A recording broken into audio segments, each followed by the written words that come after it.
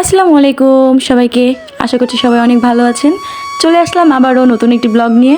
এর আগের ব্লগটিতে আপনাদেরকে দেখিয়েছিলাম ঢাকা থেকে গ্রামের বাড়ি যাওয়া ও 2 দিন থাকা। আর ওই ব্লগটিতে আমি বলেছিলাম এর পরবর্তীতে আরও একটি ব্লগ আপলোড করব আমি গ্রামের বাড়ি নিয়ে। গ্রামের বাড়ির বিয়ের দাওয়াত খাওয়া ও বিলের নৌকা নিয়ে ঘোরাঘুরি করা, শাপলা তোলা এইসব নিয়েই থাকবে পরবর্তী ব্লগটি। তো যেমন কথা তেমন কাজ, চলে আসলাম সেই ব্লগটা নিয়েই আপনাদের কাছে। এটি ছিল আমার গ্রামের বাড়ি যাওয়ার 3য় দিনের দিন। এটি ছিল আমার গ্রামের প্রতিবেশী এক চাচার বিয়ে। বিয়েতে তেমন কোনো অনুষ্ঠান হয়নি, শুধুমাত্র বৌভাতের প্রোগ্রামটা করা হয়েছিল। অনুষ্ঠান নাই করুক, বাট গ্রামের রীতিনীতি মেনে কিছু নিয়মকানুন তো পালন করবেই। তো সেই অনুযায়ী এখানে চলছে হলুদ কোটার আয়োজন। গ্রামের বিয়ে বলে কথা, রীতিনীতি কিছু নিয়মকানুন থাকবে না তা কি হতে পারে? এই যে কুলা মাথায় নিয়ে যাকে হেঁটে আসতে দেখছেন, উনি হচ্ছেন বরের ভাবি। কুলায় মাথা নেওয়া থেকে শুরু করে যতক্ষণ পর্যন্ত হলুদ কোটা শেষ না হবে ততক্ষণ পর্যন্ত তার কোনো কথা বলা যাবে না। এটাই হচ্ছে নিয়ম। গ্রামের মুরব্বীরা তাকে ভালো মতো নিয়মকানুন সব শিখিয়ে দিল। তো কথা মতো কুলা নিয়ে চলে গেল ঢেকিকুটা ঘর পর্যন্ত। এখন এখানে 5 জন মিলে কুলা নামাতে হবে। বাই দ্য ওয়ে, উঠানোর সময়ও 5 জন মিলিয়ে কুলা উঠিয়েছিল, নামানোর সময়ও সেম। আর যেই 5 জন মিলে কুলা নামিয়েছে উঠিয়েছে সেই 5 জনেরই ঢেকি পাড়াতে হবে। কালের পরিবর্তে এরকম নিয়মকানুন হারিয়ে গেছে অতল গহীনে, বাট এখনও কিছু কিছু গ্রামে দেখা যায় এরকম অনেক নিয়মকানুন। বিয়ে বাড়িতে বা যে কোনো আচার অনুষ্ঠানে প্রায়শই এরকম নিয়মকানুন দেখা যায়। একদিকে বরের গায়ে হলুদ ছোঁয়ানোর জন্য হলুদ কোটা হচ্ছে, আর অন্যদিকে গ্রামের মহিলারা গলায় গান ধরেছে, সরি ওটাকে গান বলে না, গীত বলে।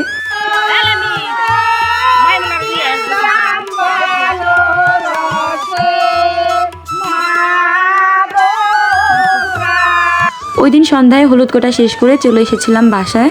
পরের দিন সকালে ঘুম ভাঙতে দেখি আব্বু বাজার থেকে 2টা মোরগ নিয়ে এসছে, আর এনেছে কিছু বিলের তাজা তাজা মাছ। কি করছে মুরগি? কি করছে তাই?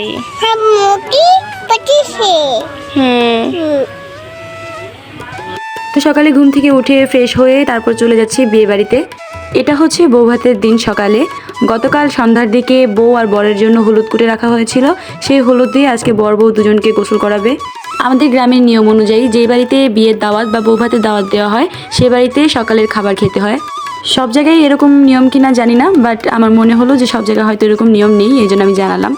সকাল থেকেই বারে বার বিয়ের বাড়ি থেকে লোক পাঠানো হচ্ছিল আমাদের খবর দেওয়ার জন্য, খেতে আসার জন্য। বাট ঘুম থেকে উঠতে একটু লেট হয়ে গিয়েছিল, যার কারণে আসতেও অনেকটা লেট হয়ে গিয়েছে।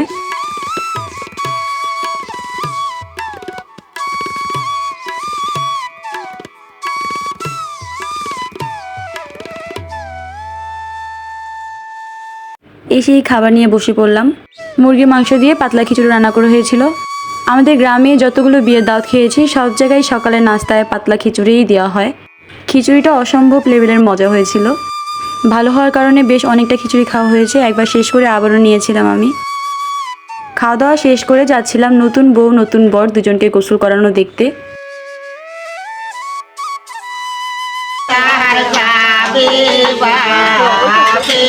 রাফিয়া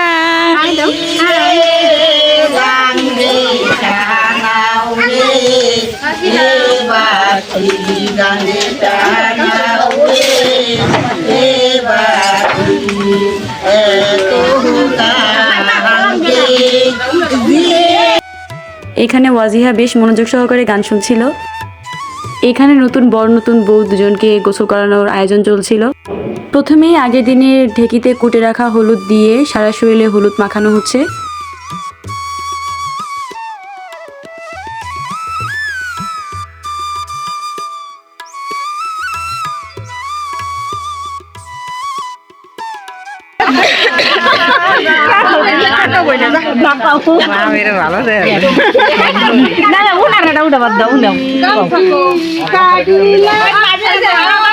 একদিকে নতুন বর বউ দুজনকে গোসল করাচ্ছে, আর অন্যদিকে গ্রামের মহিলারা গীত গাওয়া শুরু করেছে। বিয়ে বাড়ি মানে মজা, আনন্দ, হাসি ঠাট্টা সবকিছু। আর গ্রামের বিয়েতে অনুষ্ঠান হোক বা না হোক আনন্দ থাকবেই।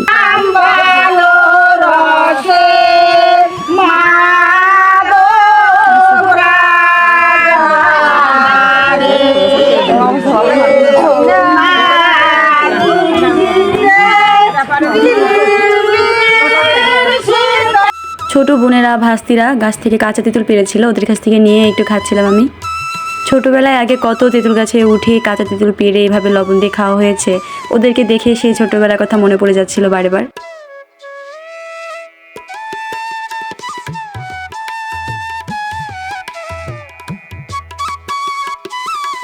তারপর দুপুরে গোসল টোসল করে ফ্রেশ হয়ে সেজে গুজে চলে আসলাম বিয়েবাড়িতে আবারও। প্রচণ্ড গরম ছিল ওই দিন, বেশি একটা হেভি মেকআপ করিনি, শুধু একটু কনসিলার দিয়ে একটা টিপ লাগিয়েছি, হালকা লিপস্টিক লাগিয়েছি, তেমন ভারী কিছুই করা হয়নি। একই তো ওই দিনের আবহাওয়া ছিল প্রচণ্ড গরম, তার উপর গোসল করে চুল ছেড়ে এসেছি, আবার বিয়েবাড়িতে ভিড়ভাট্টায় অনেক গরম, তাই পুকুর পাড়ে এসে বসেছিলাম, একটু ভিড় কমে আসলে তারপর যাব। বসে বসে সবার সাথে একটু গল্প গুজব করছিলাম।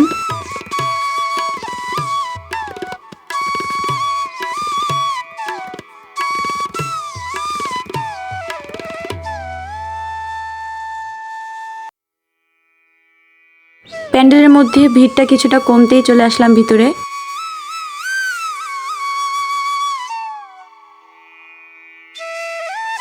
তারপর খাওয়া দাওয়ার পালা শুরু। আমার ওয়াজিয়া অনেক বেশি বিরক্ত করছিল, যেমন মানুষের ভিড় তেমন গরম, সব কিছু মিলিয়ে অনেক বিরক্ত করছিল আমাকে। আমার তেমন একটা খাওয়াও হয়নি আর ভিডিও ক্লিপও নেওয়া হয়নি ওর জন্য। তারপরেও টুকটাক কিছু ভিডিও করেছি, সেটাই আপনাদের সাথে শেয়ার করছি। সবগুলো খাবারের টেস্ট অনেক ভালো ছিল। গ্রামের বিয়েবাড়ির খাবারের যেই মজাটা, এই মজাটা আমি অন্য কোথাও পাই না। বিয়েবাড়ির এত হেভি খাবার খাওয়ার পর একটা পান তো খেতেই হবে।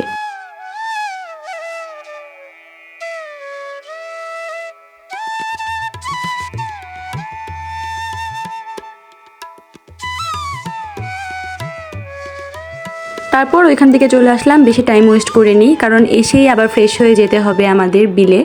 ওইখান থেকে এসে একটু রেস্ট করে জামাকাপড় চেঞ্জ করে ফ্রেশ হয়ে চলে আসলাম নৌকা নিয়ে বিলে। মেঘ যেন তার কালো চাদর দিয়ে পুরো আকাশটা জুড়ে রেখেছিল, বাতাস যেন তার শীতলতা দিয়ে বারবার আলিঙ্গন করছিল আমাদেরকে। প্রকৃতি যেন ওয়েলকাম করছিল তার সুন্দরতা ও স্নিগ্ধতার মাঝে।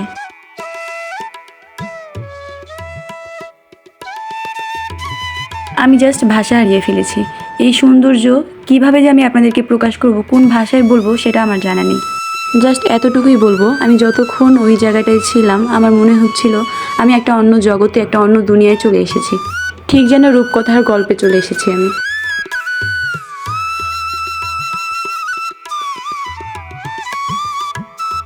মহান আল্লাহ তাআলা পৃথিবীটাকে এত সুন্দর করে গড়েছে, এটাই তার একটা ছোট্ট উদাহরণ। ভিডিও এডিটিং করার সময় আমার এখন বারবার মনে হচ্ছে আমি কেন আসলাম, আরও কয়েকদিন থেকে আসলে ভালো হতো, এত বেশি মিস করছি জায়গাটাকে। আমার কাকিমণি ভালো নৌকা বাইতে পারে, আমার কাকিমণি নৌকা বাজছিল, আমরা বসেছিলাম। ওয়াজিহা ঘুমিয়েছিল, ওকে আর আনিনি। সকাল থেকে দুপুর পর্যন্ত এত রোদ আর এত গরম ছিল, আমরা বিলে আসার সাথে সাথেই আকাশ কালো মেঘে ছেয়ে গিয়েছে আর ঠান্ডা বাতাস বওয়া শুরু করেছে, যেন মনে হচ্ছে প্রকৃতি আমাদেরকে স্বাগত জানাচ্ছে। জীবনে অনেক টাকা খরচ করে অনেক জায়গায় ঘুরতে গিয়েছি, বাট এই জায়গাটার মতো শান্তি আমি কোথাও পাইনি।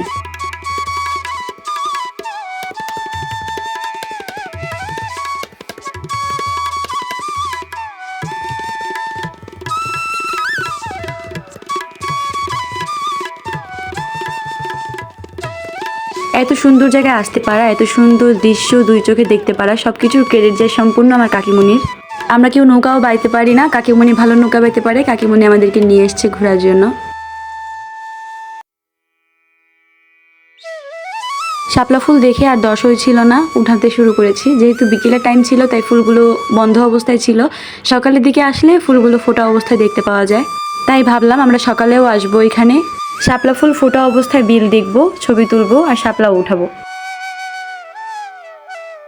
শাপলা তুলতে তুলতে একটা ঢ্যাপ পেয়েছি।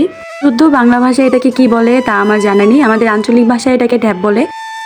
আপনাদের গ্রামের ভাষায় বা আপনাদের আঞ্চলিক ভাষায় এটাকে কি নামে ডাকেন বা কি নামে চেনেন জানিয়ে যাবেন কমেন্ট বক্সে।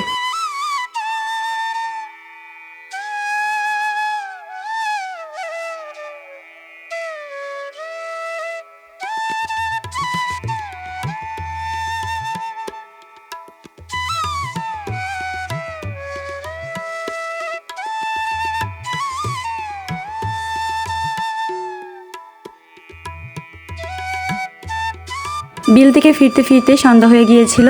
সন্ধ্যার পরে আর কোনো ভিডিও ক্লিপ আমার নেওয়া হয়নি। এটা হচ্ছে তার পরের দিনের সকালের ভিডিও। সকাল সকাল ঘুম থেকে উঠেছি, ব্রাশ ফেস ওয়াশ সব কিছু নিয়ে বিলের মাঝখানেই ব্রাশ করব, মুখ হাত ধুবো, ফ্রেশ হব আর ফুটন্ত শাপলা বিল দেখবো এবং শাপলা তুলবো। ভোর হতে না হতে আম্মু আর কাকিমণি দুজনেই ডাকাডাকি করছিল ওঠার জন্য, কিন্তু ঘুম থেকে উঠে বের হতে হতে প্রায় অনেকটা বেলা হয়ে গিয়েছিল, সূর্য উঠে পড়েছিল, বেলা 8টার মতো বাজে তখন।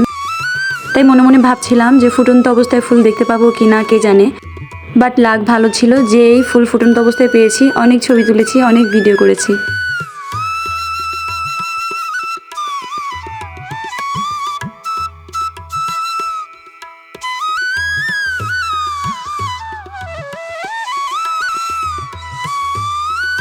এখানেও অনেক ফুল ছিল, শাপলা ছিল, বাট এখান থেকে শাপলা তুলিনি। বিলের মাঝখানটায় অনেক শাপলা ছিল, তাই কাকিমণি বললো যে বিলের মাঝখানেই চলো, এখান থেকে শাপলা তুলো। নৌকা নিয়ে বিলের মাঝখানটায় যেতে যেতে প্রায় 10 মিনিটের মতো সময় লাগবে। এর ভেতরে আমি মুখ টুক ধুয়ে ফ্রেশ হয়ে নিচ্ছিলাম।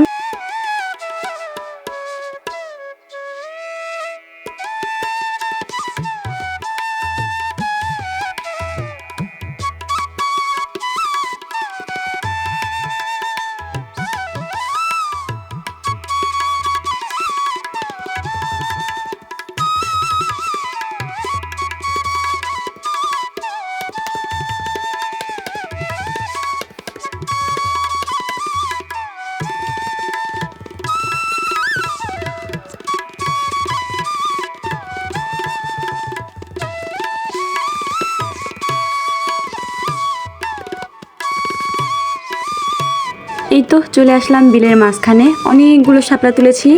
ছবি তোলা চক্করে শাপলা তোলার কোনো ভিডিও ক্লিপ নেওয়া হয়নি। পুরো বিলটাতে শাপলা ফুল ফুটেছিল, দেখতে এত সুন্দর লাগছিল।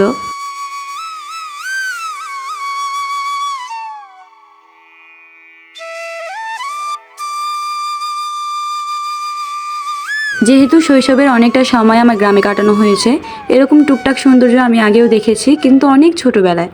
কিন্তু আমার ভাই বোন, আমার মেয়ে, ওদের জন্য ছিল এটা একটা নতুন অভিজ্ঞতা। ওরা আগে কখনো এরকম দেখেনি, এই প্রথম দেখেছে। আমার বোন নৌকায় উঠতে অনেক ভয় পায়, আগে নৌকায় উঠতে যাইতো না, কিন্তু এই জায়গার সৌন্দর্য দেখে ও নিজে থেকেই বারেবার নৌকা নিয়ে বের হতে চাচ্ছিল। লাইফে ফার্স্ট টাইম ও এভাবে ভয় ছাড়া নৌকায় ঘুরলো, অনেক এনজয় করলো। ইভেন আমরা সবাই অনেক এনজয় করেছি। জীবনের সুন্দরতম স্মৃতির পাতায় তোলা থাকবে এই সুন্দরতম দিন, এই সুন্দর স্মৃতিগুলো সারা জীবন অনেক যত্নে। প্রায় 1-2 ঘন্টা ঘোরাঘুরি করে তারপর চলে আসলাম, যেহেতু আজকে দুপুরে খাওয়া দাওয়া শেষ করে আজকে ঢাকায় ফিরবো, টুকটাক গোছগাছ করতে হবে। ঘোরাঘুরি করে এসেই নাস্তা খেতে বসে পড়লাম। আজকে সকালের নাস্তায় ছিল দেশি মুরগির ডিম আর তালের পিঠা।